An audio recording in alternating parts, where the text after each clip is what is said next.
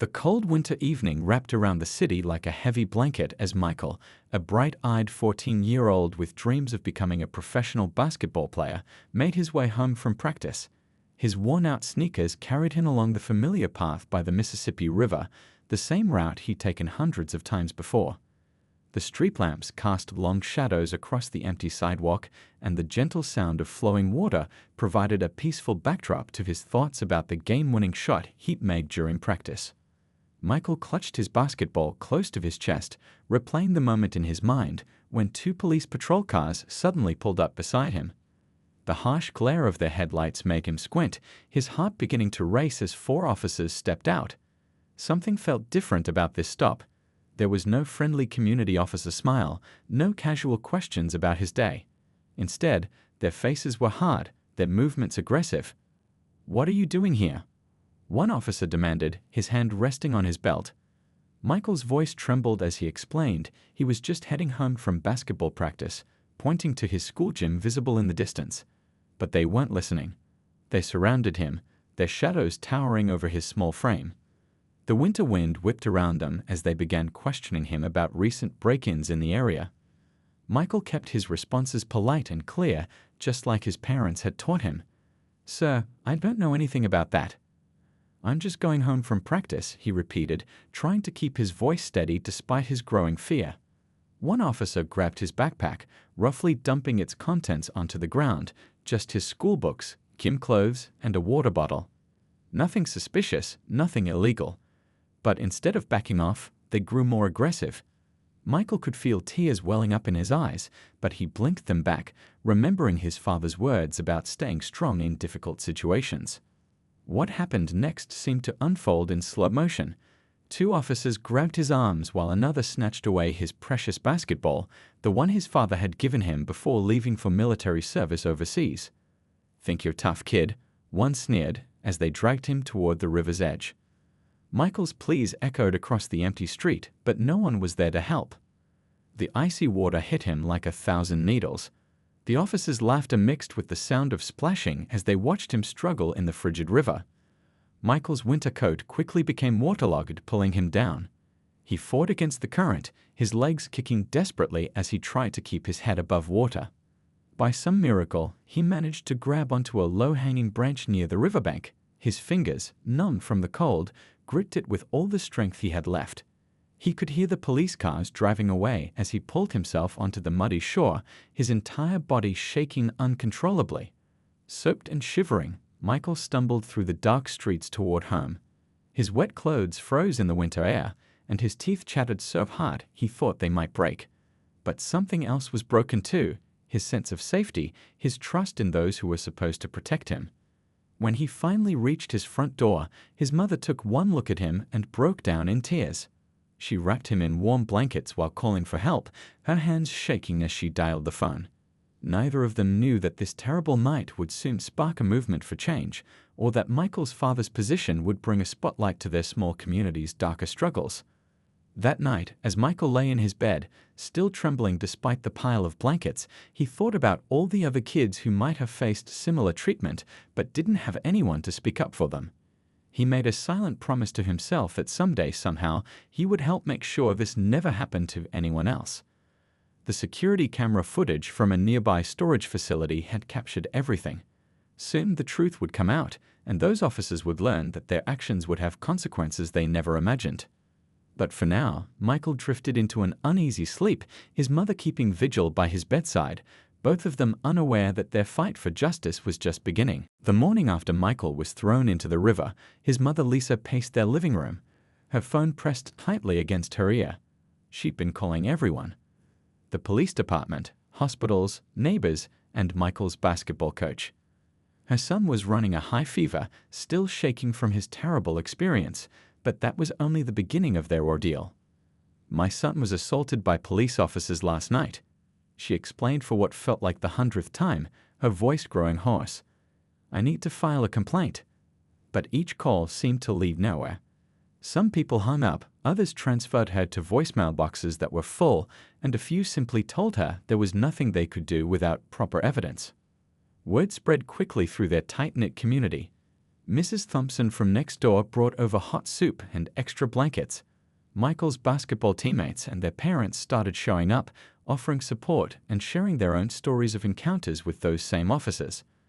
The living room filled with concerned faces and determined voices. "We need to search for evidence," said Mr. Parker, whose son played on Michael's team. "Those officers think they can get away with this because they usually do." He pulled out his phone, showing a map of the area where the incident occurred. There must be security cameras somewhere along that stretch. The community mobilized like a well-oiled machine. Groups of parents and teenagers spread out along the riverbank, looking for witnesses and cameras. Some local business owners joined in, checking their security footage. Others took to social media, sharing Michael's story and asking for anyone who might have seen something to come forward. Meanwhile, at the police station, an internal storm was brewing. The two officers who had thrown Michael into the river acted as if nothing had happened, filing their routine paperwork and joking with colleagues. But Officer Chen, a rookie who had heard rumors about the incident, felt sick to his stomach. He'd joined the force to protect people, not to hurt them. Lisa received call after call from local news stations wanting to cover the story. She was exhausted but determined. Sitting beside Michael's bed, watching him drift in and out of fever-induced sleep, she knew she couldn't back down. Every time she looked at her son's face, she saw his father in him, the same strength, the same quiet determination. The search parties grew larger each hour. People brought thermoses of hot coffee and walked the riverbank in shifts. They knocked on doors, talked to homeless people who often camped in the area, and collected bits and pieces of information. Everyone knew this wasn't just about Michael anymore. It was about every child who had ever been afraid to walk home alone. By evening, social media was buzzing with the story. #JusticeForMichael started trending locally. Videos of previous incidents involving the same officers began surfacing. Former victims found the courage to speak up, sharing their own experiences of harassment and abuse. A breakthrough came when Mr. Wu, who owned a small storage facility near the river, called Lisa. His voice was shaking with anger as he explained that his security cameras had captured everything. "I've already made copies," he said. "They can't delete this evidence. We've got them." The footage was clear as day, showing Michael walking home, the police cars arriving, the confrontation, and the horrifying moment when the officers threw him into the river. Mr. Wu's hands trembled as he showed the video to Lisa and the small group gathered in his office. Someone sobbed quietly in the background. Lisa's phone rang again, but this time it was different. It was a call from the military base where her husband was stationed. They had heard about the incident and were making arrangements for him to return home immediately. The officer on the phone's voice was tight with controlled anger as he assured her that this situation will be handled appropriately. As night fell on the second day, the community gathered in Lisa's living room. They had evidence now, and more importantly, they had each other. Michael, still weak but feeling slightly better, sat wrapped in blankets on the couch, surrounded by people who cared. Someone had brought pizza, another had brought drinks, and the atmosphere was one of grim determination. "Those officers don't know what they've started," said Mrs. Rodriguez, an elderly neighbor who had been bringing Michael soup twice a day. "They thought they could pick on a child and get away with it. They didn't count on all of us standing together." Lisa looked around the room at all the faces, different ages, races, backgrounds, all united in their determination to see justice done. She thought about her husband, probably already on his way home, and felt a surge of strength. The search for justice was just beginning, but they weren't in it alone. The community had become their army, and together they would make sure no other child would have to go through what Michael did. The security footage would soon shake the police department to its core, but for now, in that living room full of determined people, something powerful was already happening. They were no longer just neighbors. They had become warriors for justice, and their battle was just beginning. The morning news hit like a thunderbolt across the city. The security footage from Mr. Wu's storage facility played on every local channel, showing the horrifying moment when the officers threw Michael into the river. People watched in their homes, at work, and on their phones, their faces filled with shock and anger as they saw a child being assaulted by those sworn to protect him. Local news anchor Tom Reynolds couldn't keep the emotion from his voice as he reported the story. Warning: "What you're about to see may be disturbing," he said, his usual professional demeanor cracking slightly. The footage played again and again, each viewing bringing new waves of public outrage. At the police station, chaos erupted. Officers who had nothing to do with the incident found themselves facing angry calls and hostile stares from the public. The chief of police, a man who had prided himself on running a clean department, sat in his office watching the footage for the 20th time, his face ashen. The two officers responsible had been suspended pending investigation, but everyone knew this was just the beginning. Social media exploded with activity. The video spread like wildfire, shared hundreds of thousands of times within hours. Celebrities and athletes began tweeting about it. Civil rights organizations issued statements. The governor's office released a brief comment promising a full investigation. The story had grown beyond their small community. It was now national news. Michael's fever had finally broken, and he sat with his mother watching their story unfold on TV. The support messages flooded in from everywhere: letters, emails, social media posts. Kids from his school made a huge get-well card. His basketball team wore armbands with his jersey number during their next game. Even people from other countries were reaching out. Officer Chen, the rookie who had been troubled by the incident, finally gathered his courage and went to internal affairs. His hands shook as he detailed other incidents he had witnessed, times when these same officers had abused their power. "I can't stay quiet anymore," he said, his voice barely above a whisper. What happened to Michael? It wasn't the first time. The police department's phones rang constantly. Journalists camped outside, waiting for statements. More victims came forward, sharing similar stories of harassment and abuse. The two suspended officers hired lawyers and refused to comment, but their previous complaints record was leaked to the press, revealing a long history of excessive force allegations that had been swept under the rug. Mr. Wu's storage facility became an unexpected gathering place.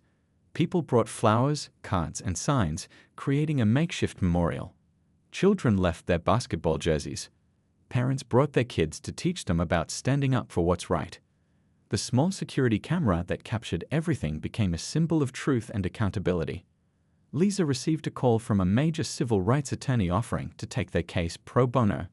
"Your son's story has opened people's eyes," the lawyer said. "We can use this momentum to push for real change."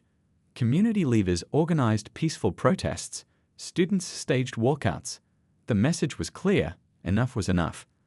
The mayor called an emergency press conference, sweating under the bright lights as he promised immediate reforms. "What happened to this young man is unacceptable," he declared, though his words rang hollow to many who remembered his previous silence on police misconduct. Behind the scenes, city officials scrambled to contain the growing crisis. In their living room, Michael and his mother watched it all unfold with a mixture of hope and disbelief. The security footage played again on their TV. Michael walking home, the police cars arriving, the confrontation. But now, instead of feeling helpless, they felt the strength of thousands standing behind them. "Mom," Michael said quietly, watching yet another news report about his case, "do you think anything will really change?" Lisa pulled her son close, thinking about all the people who had rallied around them, all the voices joining together to demand justice. "Change is already happening, baby," she replied. "You helped start it." The revelation of the video had done more than expose two bad officers. It had cracked open a system that had protected them for years. As evening fell, protesters gathered peacefully outside the police station, holding candles and signs. Among them were officers too, good ones who were as disgusted by what had happened as everyone else. The security footage continued to play across the nation, each viewing adding more voices to the chorus demanding change. But in their home, Michael and his mother knew tomorrow would bring its own challenges. His father was almost home, and with him would come a new chapter in their fight for justice. The truth was out now, captured forever by a simple security camera, and there was no going back. The day ended with a community prayer vigil in the park near the river. Hundreds gathered, holding lights in the darkness. The river flowed quietly behind them, its waters now carrying not just Michael's story, but the hopes of a community determined to see justice done. The revelation had shaken their city to its core, but from that shaking, something new and powerful was beginning to emerge. The military transport plane touched down at the local airport just as the sun was rising. Colonel David Johnson, a decorated officer with 20 years of service, stepped onto the tarmac with thunder in his eyes. He'd watched the video of his son being thrown into the river countless times during his flight home, each viewing stoking a fire that burned deeper than any battle rage he'd ever known. His wife Lisa and Michael waited at the airport arrival gate. When Michael saw his father walking through the terminal in full military uniform, he broke into a run, ignoring his still weakened state. The colonel caught his son in a fierce embrace, holding him tight as if he could protect him from everything that had already happened. "I've got you now, son," he whispered, his voice thick with emotion. "I've got you." Lisa joined them, and for a moment they stood there as a family reunited, drawing strength from each other while other travelers moved around them, many recognizing Michael from the news and stopping to offer words of support. The drive home was quiet, heavy with unspoken words. Colonel Johnson sat in the back seat with his son, his arm protectively around Michael's shoulders. He noticed how his boy flinched slightly when they passed police cars, how he tensed up near the river. Each reaction was like a knife in the father's heart. At home, the colonel changed into civilian clothes, but his military bearing remained evident in every movement. He sat at the kitchen table, reviewing all the evidence they'd gathered, the security footage, witness statements, the history of complaints against the officers, everything. His training had taught him to analyze situations thoroughly before taking action. "They didn't just hurt my son," he said finally, looking up at Lisa. "They hurt every child who will now think twice before trusting a police officer. They hurt every parent who will worry more when their kids are out. They hurt their own colleagues who actually want to protect and serve." The phone rang. It was the police chief finally returning their calls. The conversation was brief but intense. The colonel's voice remained steady, but his words carried the weight of promised consequences. "Chief," he said, "I've led men into battle. I've seen what happens when power goes unchecked. This ends now." Word spread quickly through the police department that Michael's father had returned. Officers who had served in the military knew Colonel Johnson's reputation. He was known for being fair but unrelenting when it came to justice and accountability. Some of them quietly reached out, offering information about other incidents that had been covered up. The local news stations clamored for interviews, but the colonel had different plans. He arranged a meeting with city officials, bringing not just lawyers but also military colleagues who held positions of influence. The message was clear. This wasn't just about one incident anymore. This was about systemic change. In their living room that evening, Michael watched his father making calls, coordinating with community leaders, and building a strategy like he would for any military operation. But it was during a quiet moment, when they sat together on the back porch, that the real healing began. "Dad," Michael said softly, "I was so scared. Not just when they threw me in the river, but every day since then. I keep thinking they might come back." The colonel pulled his son closer, fighting back tears. "Being brave doesn't mean you're not scared," he said. "It means you keep going anyway. And you've been so brave, son." The next morning, Colonel Johnson walked into the police station, his military bearing drawing all eyes. He wasn't there to threaten or demand. He was there to meet with officers who wanted change as much as he did. By day's end, he had allies within the department itself, good officers tired of seeing their badges tarnished by those who abused their power. A reporter asked him later what it felt like to see his son's assault video. The colonel's response made headlines. "I faced enemy fire, but nothing prepared me for watching my child being attacked by those sworn to protect him. Now I'm going to do what I've always done, fight for what's right, not just for my son, but for every child in this city." At home that night, the family sat together, closer than ever. Michael's strength was returning, both physically and emotionally. Watching his father work to transform their painful experience into positive change was helping him heal. The colonel noticed his son sitting up straighter, speaking more confidently about what had happened. "Sometimes," Colonel Johnson told his family, "the biggest battles aren't fought with weapons but with truth and determination." He looked at his son with pride. "You didn't choose this fight, Michael, but you're handling it with more courage than some soldiers I've known." The day ended with another community meeting, but this time, Colonel Johnson stood beside his son, his presence a shield and a statement. The fight for justice was taking on new dimensions, guided by a father's love and a soldier's strategy. The officers who had thrown Michael in the river were about to learn what it meant to face a father who had trained his whole life to protect others from exactly the kind of abuse they had inflicted. Justice arrived like a gathering storm, methodical and unstoppable.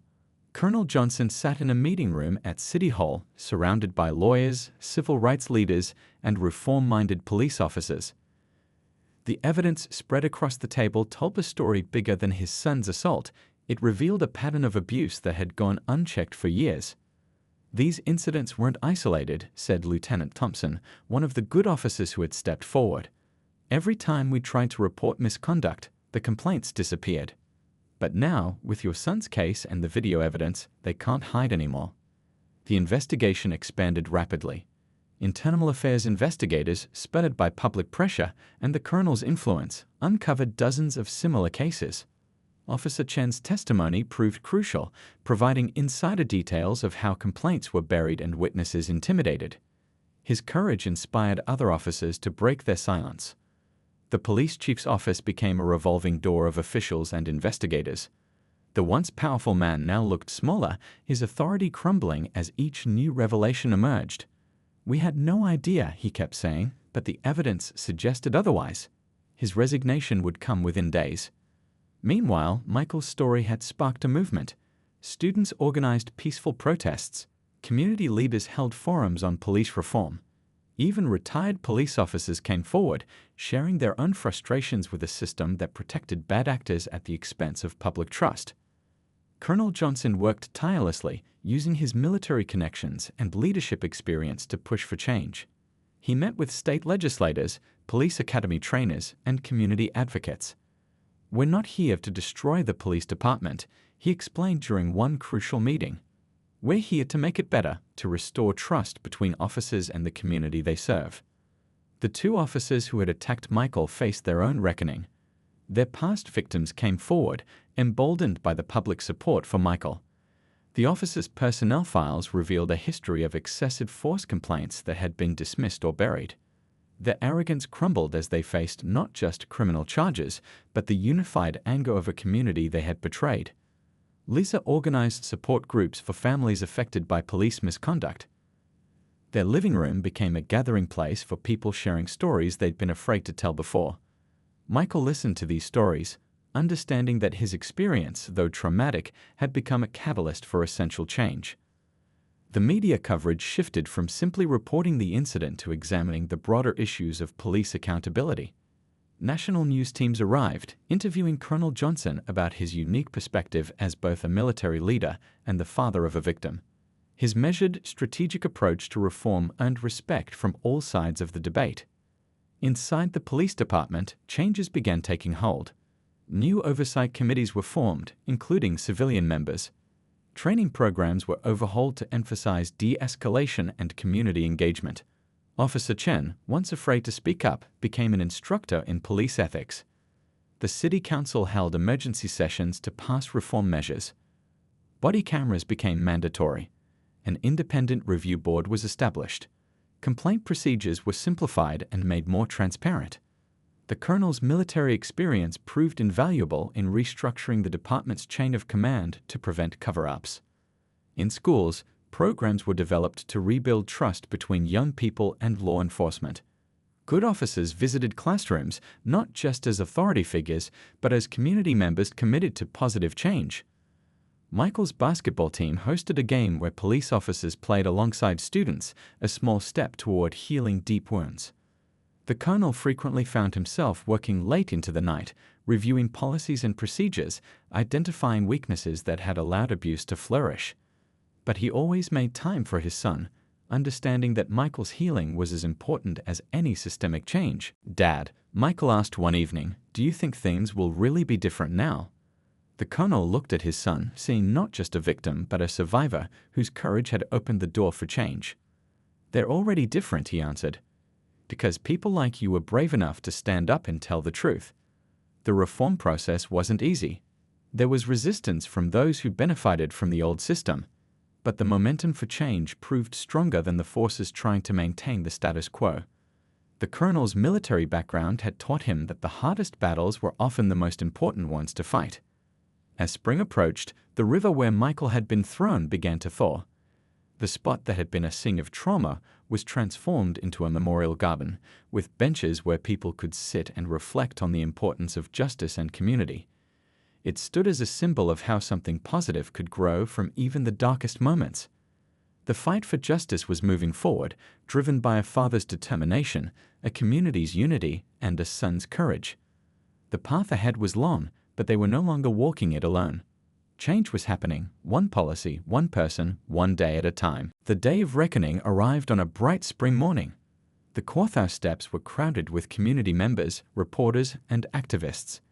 Inside, the two former officers sat stiffly in their pressed suits, their faces pale as they faced the consequences of their actions for the first time in their careers. Michael sat between his parents in the courtroom, his father's military posture unwavering, his mother's hand clasped tightly in his.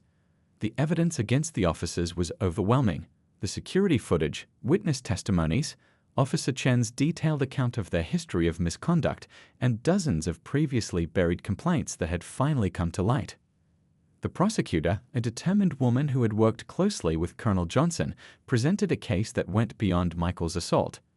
She wove a narrative of systematic abuse, painting a picture of officers who had repeatedly violated their oath to protect and serve. The security footage played again in the hushed courtroom, the splash of Michael hitting the cold river water echoing in everyone's ears. These men didn't just assault a child, the prosecutor said, her voice steady and clear. They betrayed every principle of law enforcement.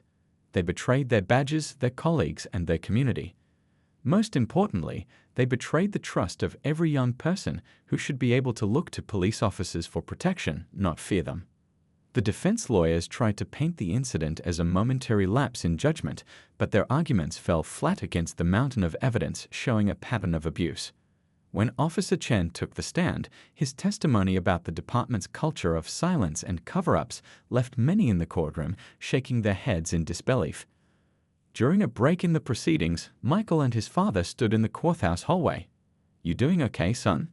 the colonel asked softly. Michael nodded, standing a little straighter. The scared boy who had been thrown into the river was growing into a young man who understood the importance of standing up for what's right. The former police chief testified next, looking much older than he had just months ago. He admitted to knowing about previous complaints against the officers, but claimed he had been trying to maintain department stability. His testimony only reinforced the need for the sweeping reforms that were already being implemented. As the trial continued, more victims came forward to testify. Each story added weight to the prosecution's case. Some broke down in tears, finally able to speak their truth after years of silence. Others spoke with quiet anger about how their complaints had been ignored or dismissed. The defense's final argument seemed weak, a plea for leniency based on the officer's years of service. But as the prosecutor pointed out in her closing statement, those years of service made their actions even more egregious. "They knew better," she said. "They chose to abuse their power again and again." When the verdict came, it was unanimous. Guilty on all counts. The former officers sat in shocked silence as the judge prepared to announce their sentences. The courtroom held its breath, years of injustice hanging in the balance. The judge's words were measured but firm. "The authority given to police officers comes with sacred responsibilities," she said. "When that authority is abused, when that trust is broken, the damage ripples through our entire society. This court sentences you not just for one act of cruelty against a child, but for years of betraying the badge you wore." Outside the courthouse, the community erupted in celebration, not just for the verdict, but for what it represented, a turning point, a promise that things could change. Colonel Johnson spoke briefly to the press, his arm around Michael's shoulders. "This isn't about revenge," he said. "It's about accountability and making sure this never happens to another child." The new police chief, a reform-minded woman selected with community input, announced additional changes to department policies. Training programs were being completely restructured. Community oversight boards were being established. The wall of silence that had protected abusive officers was finally crumbling. Back home that evening, Michael sat on their porch swing, thinking about everything that had happened since that cold night by the river. His father joined him, both of them watching the sunset. "You know what, Dad?" Michael said quietly. "I think I want to be a lawyer when I grow up. I want to help people who don't have anyone to speak up for them." The colonel smiled, pride evident in his eyes. From trauma had come purpose, from injustice had come determination for change. The reckoning hadn't just been about punishment, it had been about transformation, about building something better from the ashes of what was broken. That night, as the family sat together at dinner, they could feel the weight of the past few months finally beginning to lift. Justice had been served, but more importantly, real change was taking root. The river that had once been a place of fear was becoming a symbol of transformation, its waters carrying away the old and making room for something new to grow. 5 years had passed since that cold night by the river. Michael, now in his first year of law school, stood at a podium addressing a crowd gathered for the anniversary of the Justice Reform Foundation, which his family had established in the wake of his case. The young man he'd become bore little resemblance to the frightened boy who had been thrown into the river, except for the determined look in his eyes. "Change doesn't happen overnight," he began, his voice carrying across the crowd. "It happens one step at a time, one person at a time, one reform at a time." The audience included police officers, community leaders, and families who had been touched by the Foundation's work over the years. The Foundation had grown beyond anyone's expectations. What started as a local initiative had spread to cities across the country. Colonel Johnson had retired from military service to run it full-time, working alongside Lisa, who headed the victim support programs. Together, they had created a model for police reform that was being studied and implemented nationwide. Officer Chen, now a senior trainer at the police academy, sat in the front row. His curriculum on ethical policing and community engagement had become standard training for departments across the state. The young officers he trained learned not just about law enforcement, but about empathy, accountability, and the true meaning of protecting and serving. The river park where Michael had been assaulted had been transformed into a community gathering space. The memorial garden had grown into a place of healing and hope. Local police officers often joined community events there, building relationships with the people they served, particularly with young people who needed to see that change was possible. Michael shared stories of the Foundation's successes, the scholarship program for children affected by police misconduct, the civilian oversight boards that had helped restore trust between communities and law enforcement, the mentorship programs that paired good officers with at-risk youth. Each initiative represented a step toward the future they had envisioned during those dark days after his assault. The new police chief, now in her 4th year, had become a close ally of the Foundation. Under her leadership, complaints of police misconduct had dropped dramatically. Body camera footage was regularly reviewed, not just for violations, but for examples of excellent police work that could be used in training. The department had become a model of transparency and accountability. Lisa had expanded the support groups into a nationwide network, connecting families affected by police misconduct and helping them navigate the path to healing and justice. Her work had helped countless others find their voice and strength, just as the community had helped her family during their darkest hours. The Foundation's legal team, which Michael would join after graduation, had successfully pushed for legislative changes at both state and federal levels. Their work had made it easier to hold bad officers accountable while protecting and supporting good officers who spoke up against misconduct. Colonel Johnson watched his son speak with pride, remembering the night he'd returned home to find his family in crisis.